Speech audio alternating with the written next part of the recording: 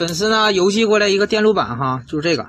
然后呢，现在咱们进行检修啊，这个会发很多期啊，希望大家可以耐心观看啊。然后呢，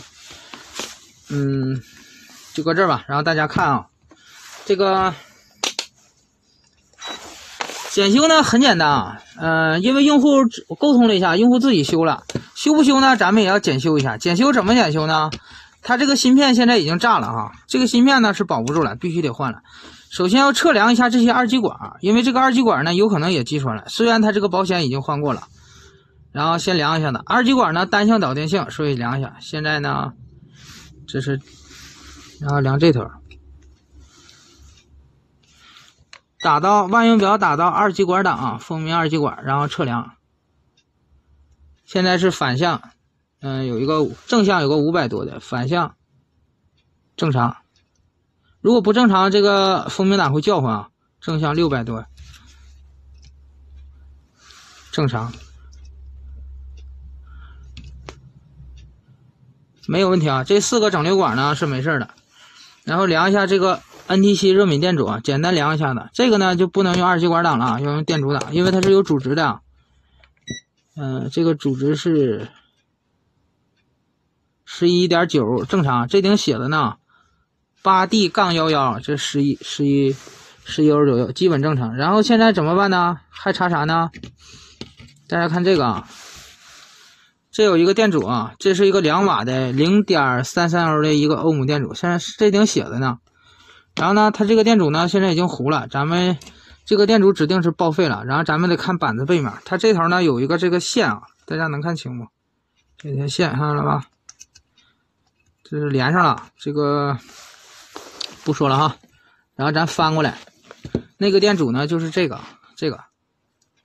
就是这两点。这两点呢，这个电阻呢，咱们沿着这个线往下算啊，它有一路是去那儿的，这个呢是去芯片的啊，不是去芯片，那个咱不用管了，咱先看这个角，它沿着这个铜皮撩到这儿了。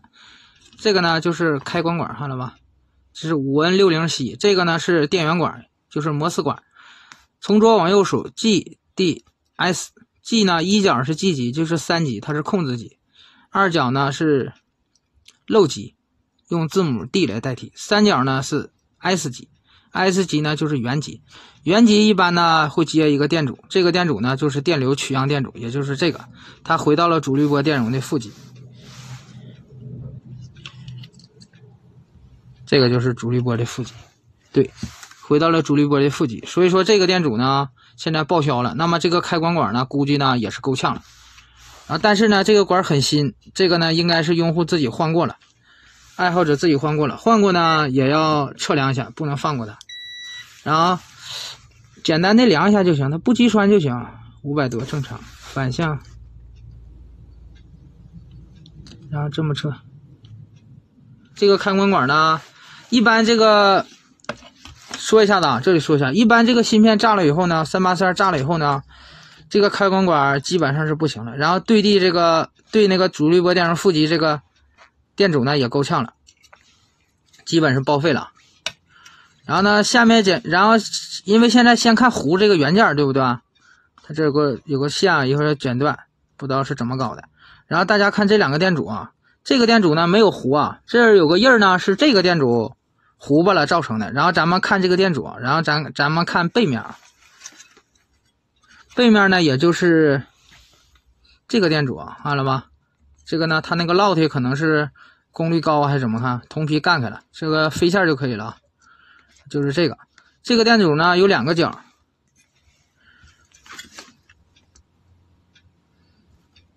我调一下聚焦。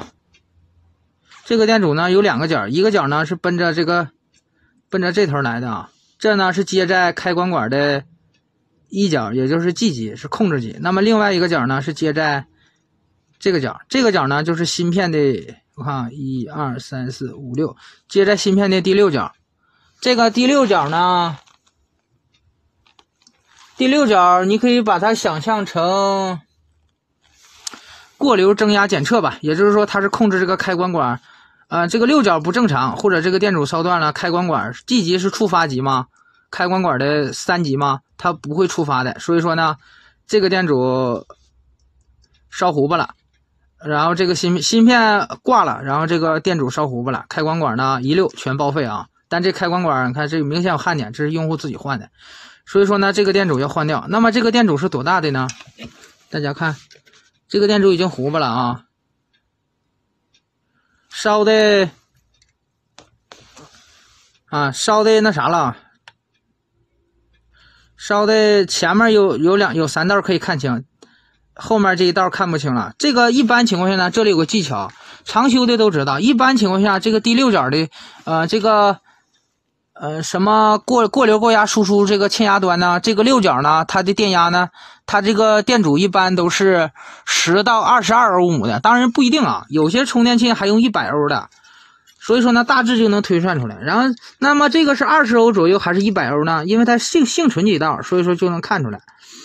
镜头可能看的不清，我这是可以看清的，它这个是红黑黑，然后这块呢不知道是金还是个金呢，应该是个金。所以说呢通过这个看呢你就知道了，红是2，黑呢是0，黑呢也是0，那么这个就是200。那假设最后一环是金呢，那就是进一位，那么这个电阻呢就是个20欧的电阻，这个呢就是一个1瓦的20欧的电阻，找到一个20欧的电阻就可以了。大致的配件呢就是这些，看了吧？这个保险呢很丑陋，给它换掉。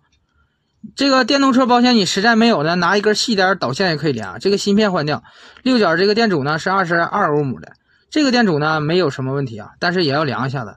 然后这个开关管呢，用户应该是自己换了。一般像这个4812的充电器呢，用5N60完全够用，没有问题啊。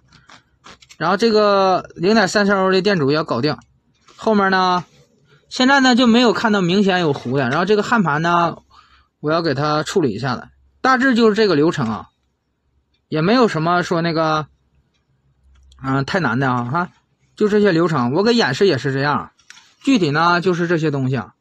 然后下个视频呢然后咱们就是给大家讲一下简单的原理啊。